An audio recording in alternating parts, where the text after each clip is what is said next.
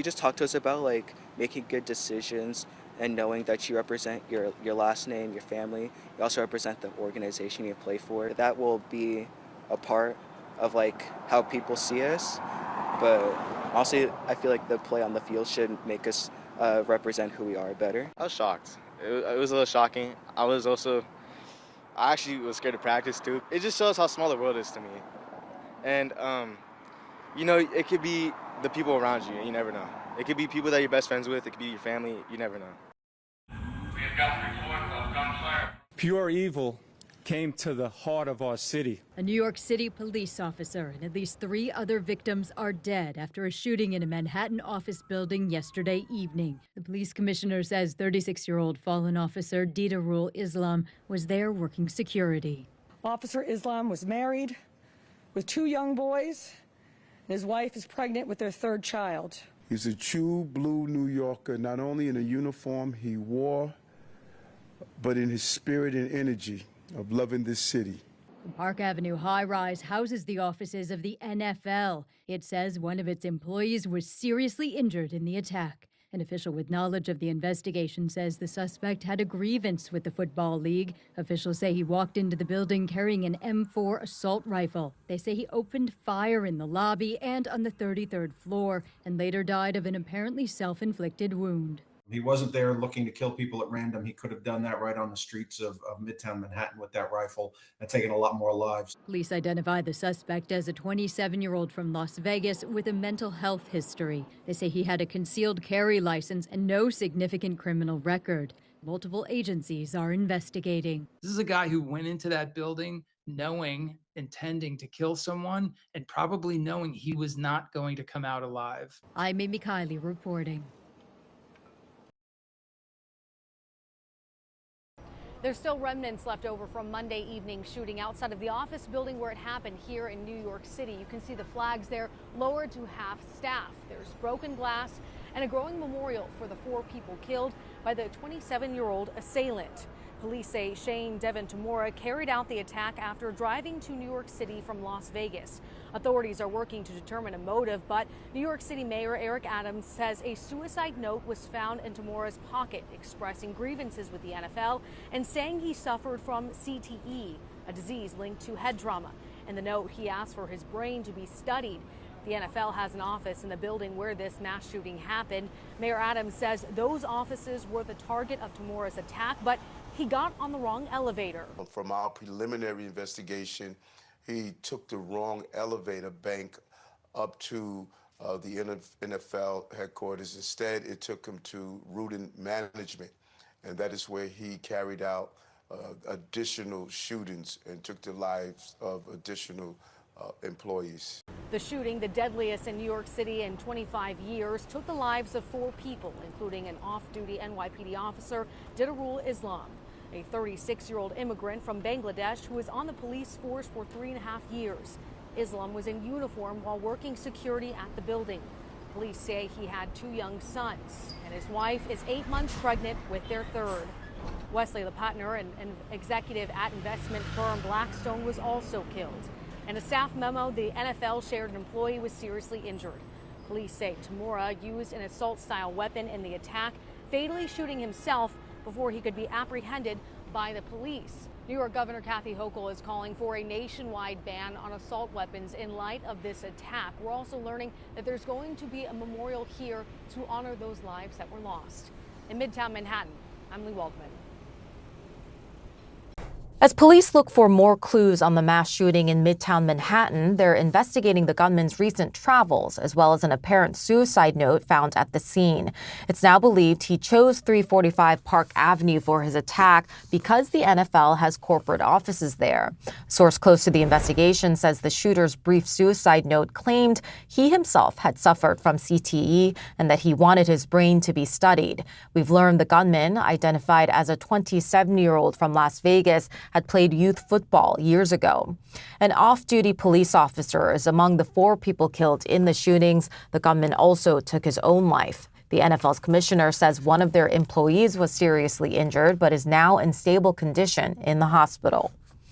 And joining me now to discuss is retired FBI Supervisory Special Agent Jason Pack, who is in Knoxville, Tennessee. Jason, you just heard some of the details that have emerged about the gunman and how they carried out this horrific shooting.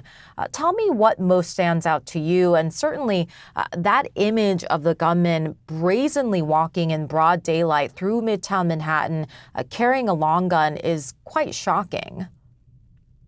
That's definitely not something you see every day in New York City. MJ, good morning. And first of all, our condolences to Officer Islam and those other victims that were murdered. Certainly a rough day for NYPD as they have to deal with that and also investigate the motives of this case. So what stands out is this person was determined. If you look at the Luigi Mangione case from a few months ago, he was hiding. He disguised his identity and he was waiting on someone to come out. This is just the opposite.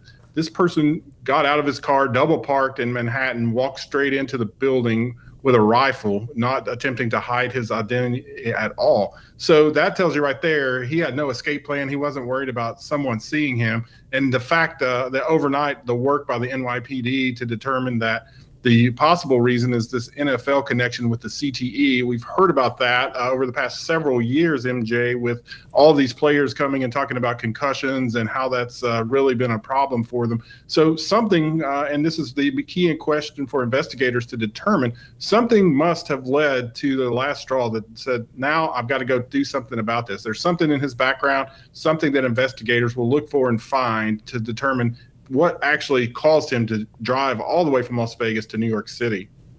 Yeah, and in a situation like this, how would investigators typically go through the process of trying to find out the gunman's likely motive?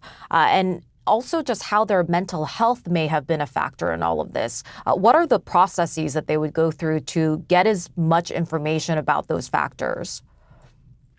Well, first, MJ, they're going to create a timeline. And so they'll be able to document his entire travels into New York City from the 2 hours from the last point where he was sighted. His vehicle was sighted in New Jersey to come all the way into Manhattan and backtrack all the way to Las Vegas. From there, the NYPD will work with the Las Vegas Metropolitan Police to probably get a search warrant for his residence if they have not done that already. They'll look for his electronic devices, his computers, but also the human side of it. They'll interview his relatives, his friends, any people online he was chatting with to see exactly what they discussed and also what kind of search history, looking at what he was looking at on the internet and who he was in contact with, behind the keyboard.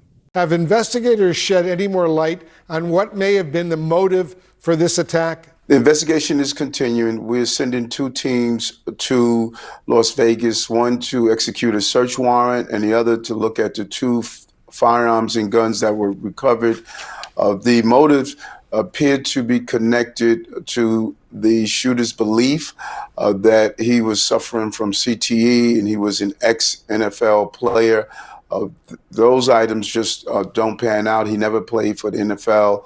And so we're still unraveling this terrible shooting that took place in the city. Yeah, he never played for the NFL, never played college football. He did play high school football. New York authorities, as you well know, Mayor, found prescription medication, a loaded revolver, and more ammunition in the suspect's car, which was double parked on Park Avenue right across from that building. Were there any indications he was planning additional violence elsewhere in New York besides the Park Avenue office building? Not at this time. We had a large number of bullets that were found in the car, but at this time, the investigation has not concluded if he was going to take more actions. What about the medication that police found in his car? Did that have anything to do with the suspect's mental health issues?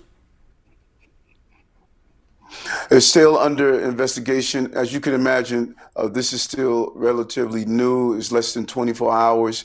The shooting took place around 6:20 something last night. And so there are many layers of the investigation that we have to peel back to sort of get a full understanding of what took place here and what motivated a shooting of this magnitude. And as you indicated, we lost a young officer who has 2 children and a child on the way. Was just a devastating impact what happened to Officer Islam as well as the other victims. It's so heartbreaking indeed. I know it's still very early in the investigation, Mayor. Is there any indication, at least so far, that the suspect was on the radar of any illegal authorities? No, not at all. And what's challenging, Wolf, is that we have done an amazing job here in removing illegal guns and weapons off our streets, but this came into our city. Many of the other jurisdictions have a more lax gun policies. It appears as though this individual had a permit to obtain firearms, and we really need to look at allowing our federal law enforcement officials to look into the database of those with severe mental health illness, should they be allowed to carry firearms. This is a conversation that is going to be carried out on the federal level, but he was not on our radar at all. Will they be doing an autopsy, and will authorities be testing the suspect's brain for what's called CTE? The ME, the medical examiner here in the city, he would make that determination on the next steps in collaboration with the district attorney in Manhattan County.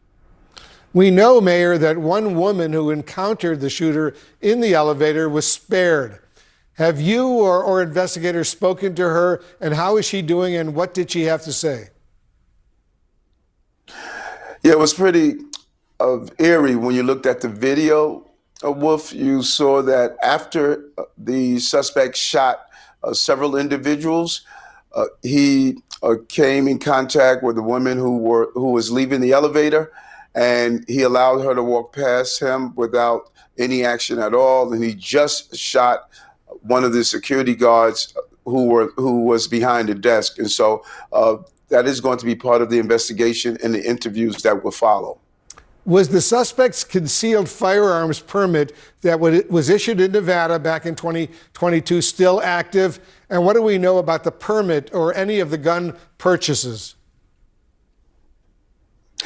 We're looking into that. That is why our team is going to Las Vegas to do a thorough investigation into the firearms to find out, were they legally possessed, and were they on his permit, and was he allowed to follow? But that is part of the ongoing investigation that our detectives are going to carry out in Las Vegas.